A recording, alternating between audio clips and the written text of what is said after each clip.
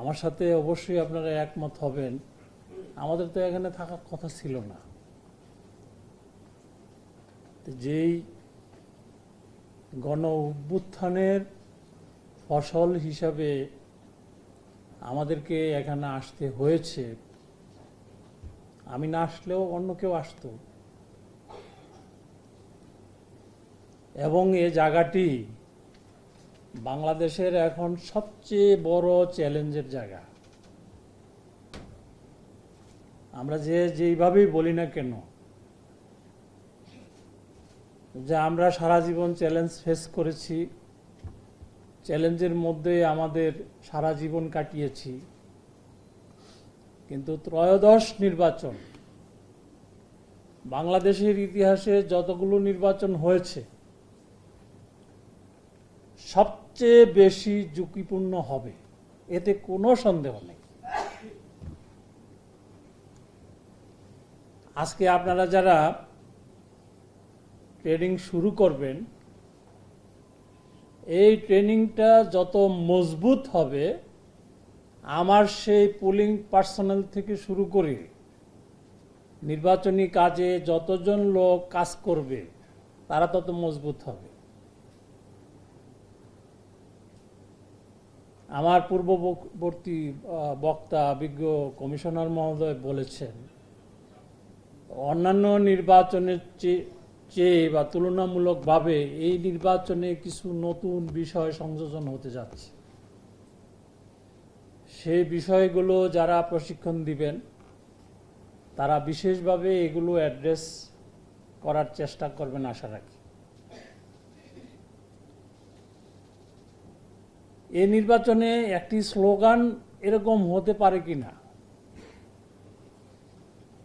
Presiding officer will be the nucleus of election. আপনি যদি presiding অফিসারকে শক্তিশালী করতে পারেন, প্রায় 50,000-এর মতো প্রিজাইডিং অফিসার লাগবে আমার। 50,000 নির্বাচিত প্রিজাইডিং অফিসার যদি আপনি সিলেক্ট করতে পারেন, তাকে যদি সঠিক প্রশিক্ষণ দিতে পারেন, তাকে যদি সাহস যোগাতে পারেন, তাকে যদি এই মেসেজটা দিতে পারেন যে নির্বাচনে কোনো দানাই ফানাই হবে না, এবং এটা দিতে হবে। আজকের নির্বাচন কমিশন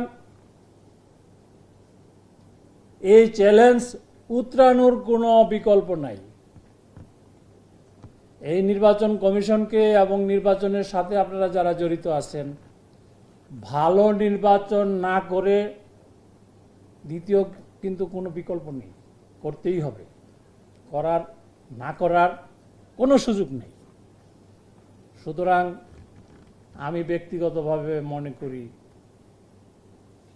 আমাদের প্রশিক্ষণের পাশাপাশি আমাদের কমিটমেন্ট হতে হবে খুব শক্ত এবং মজবুত। আমার সাথে কি আপনারা একমত? জীবন চলে যেতে পারে, কিন্তু ইলেকশনে ফাঁকিবাজি ধোঁকাবাজি করা যাবে না, সোজা কথা। আমরা কমিশনের দায়িত্ব নেওয়ার পর থেকে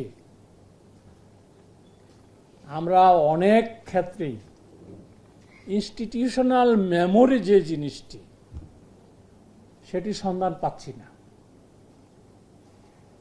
কারণ হচ্ছে, একটি লোক যদি জন্মের পর থেকে ভালো কিছু না দেখে, সে ভালো কিছু শিখার সুযোগ কম পায়। এখানে আমরা যারা ইয়াং আছি, যুবক আছি, আমরা যদি মনে করি যে নির্বাচন অতীতে যেগুলো হয়েছে, নির্বাচন তো এইভাবেই হয়, তো সেজন্য আমরাও যে ভালো কোনো বুদ্ধি পরামর্শ আপডেট বিষয়গুলো যে আপনাদের কাছ থেকে শেয়ার করে জানবো, কাজ করব, সেই সুযোগটি পর্যন্ত নেই।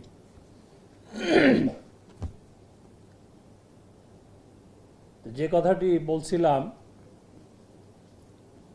বাংলাদেশে কিন্তু আপনার আমার মতো লোকেরাই উত্তম ইলেকশন করেছেন, ভালো নজির স্থাপন করেছেন।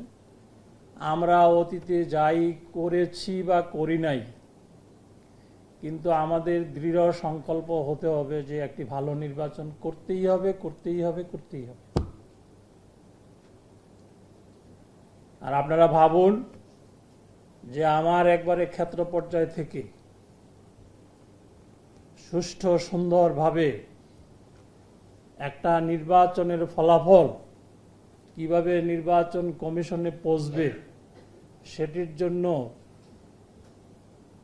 প্রিজাইডিং অফিসার, পোলিং অফিসার তাদেরকে সর্বতোভাবে সক্ষম, দক্ষ এবং কমিটমেন্টের সাথে যাতে তারা কাজ করতে পারে সেই ব্যবস্থা করা। আমি কথা বাড়াবো না। এই প্রশিক্ষণ বিষয়ে কথা বলতে গেলে অনেক কথা বলা যাবে। মূল বিষয়টি হচ্ছে একাডেমিক লেখাপড়া, পিএইচডি করে যদি উনি আসেন, হঠাৎ করে যদি আপনি তাকে প্রিজাইডিং অফিসার, পোলিং অফিসার হিসেবে নিয়োগ করেন, ডক্টরেট ডিগ্রি ফেল করবে। কারণ সব সময় ভাবতে হবে যে আমার একটা ভোট কেন্দ্রের সিচুয়েশন কি কি হতে পারে। আমরা কি কোনোদিন এভাবে চিন্তা করেছি কিনা যে একটা ভোট কেন্দ্রে কতগুলো সমস্যার উদ্ভব হতে পারে? এটির একটা চার্ট করে ফেলি আমরা। তো সেটি যদি আমরা আইডেন্টিফাই করতে পারি যে একজন রিটার্নিং অফিসারের কি কি প্রবলেম হতে পারে, সেই প্রবলেমগুলো আমরা একটু আইডেন্টিফাই করি যে, এবং আমরা এখানে যারা অভিজ্ঞ আছি তারা থিওরিটিক্যালি অন্তত বলতে পারি যে এই সমস্যার জন্য এই সমাধান, এই সমস্যার জন্য এই পদক্ষেপ, এইভাবে যদি আমরা চেকলিস্ট করতে পারি, আমার মনে হয় এটি এফেক্টিভ হবে। যে জিনিসটা বলছিলাম যে আমরাও কিন্তু 32-33 বছর বিভিন্ন ঘাটের পানি খেয়ে অভিজ্ঞতা, অনভিজ্ঞতা, ভালো মন্দ মিলে এখানে এসছি। লক্ষ্য করেছি যে আমাদের অনেক ডিসিশনে কিন্তু আমরা দেখা যায় যে সঠিক সিদ্ধান্তের দিকে যেতে পারছি না। আপনাদের সহযোগিতায় দেখা গেছে যে একটা সুন্দর সিদ্ধান্তে আমরা উপনীত হচ্ছি। তো সুতরাং আপনারাও মনে করবেন না যে আপনারা খুব ছোট, আপনাদের জ্ঞান, বুদ্ধি, বিবেচনা কম। এই যে ধরুন আমরা ডিলিমিটেশন নিয়ে যেই শুনানিটা হয়েছে, এখানে কি আমাদের কিছু ভুল ত্রুটি ছিল না? এর মূল পয়েন্ট ছিল যেটি যে রোস্টাম ম্যানেজমেন্ট। রোস্টাম যখন একজন বক্তা দাঁড়িয়েছেন, রোস্টামের পিছনে আইন শৃঙ্খলা রক্ষাকারী বাহিনী বসা, সেখানে এই সিচুয়েশন ঘটেছে। আমাদের অফিসাররা বসা, মনে হচ্ছে যেন সবাই আমরা দর্শক। তো একটা জিনিস ভালো যে রাস্তাঘাটে কোনো ঘটনা ঘটলে, কেউ কোনো বিপদে পড়লে, এখানে দেখা যায় যে সবাই ছবি উঠানো, সেলফি উঠানো নিয়েই ব্যস্ত থাকেন। এই জিনিসটা আবার এখানে কম হয়েছে। তো যাই হোক, আরো কয়েকটা বিষয় আমি এখানে মেনশন করব না, যেটা আমাদের নিজস্ব দুর্বলতা আর বিষয়। যে প্রাথমিক অবস্থায় নির্বাচন কমিশন ইনস্টিটিউশনাল মেমোরি নষ্ট হয়ে যাওয়ার কারণে আমরা কিন্তু বেশ কয়েকটা জায়গায় বেশ ভালো ধাক্কা খেয়েছি। এটি যাতে না হয়, আমি আপনাদেরকে অনুরোধ করব, প্রয়োজনে আমাদের সাথে চ্যালেঞ্জ করবেন যে স্যার এটা ভুল, এটা করা যাবে না। কয়েকজন কিন্তু আছেন আপনাদের মধ্যে, এবং আমি দেখেছি যে তারা আসলে বুঝে বাস্তবতা কি। আপনারা সবাই প্রশিক্ষণ এবং বাস্তবতা এবং আমাদের আপ টু ডেট যে আইন কানুন হবে সেগুলোর প্রেক্ষিতে আমরা পরস্পর আলোচনা, পর্যালোচনার ভিত্তিতে একটা সুন্দর নির্বাচন করব ইনশাল্লাহ। এবং এটি না করার কিন্তু কোনো বিকল্প নাই। ঘরে ফিরে যেতে পারবেন না কিন্তু। এবং মনে করেন না যে কমিশনার বা প্রধান নির্বাচন কমিশনার এই 5 জনেরই দায়। আপনারাও যদি কোনো উদ্দেশ্যমূলকভাবে কোনো কাজে জড়ান, আপনাদেরকে কিন্তু ছাড়া হবে না। আমরা জানি কে কোথায় যান, এই অফিসের তথ্য কে কোথায় কিভাবে পাচার করেন। বাংলাদেশটা খুব ছোট। তা আমি মাঝে মধ্যে মজা করে বলতাম, সকালবেলা 9টার সময় সচিবালয়ের মোপার সামনে গিয়া আমি বলে দিলাম যে আজকে 50 জনের প্রমোশন হচ্ছে।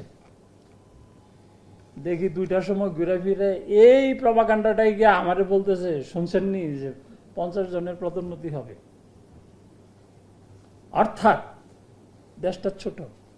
আপনি কোথায় বসছেন, কার সাথে কি পরামর্শ করছেন, কি তথ্য পাচার করছেন, আমাদের কাছে কিন্তু আসে।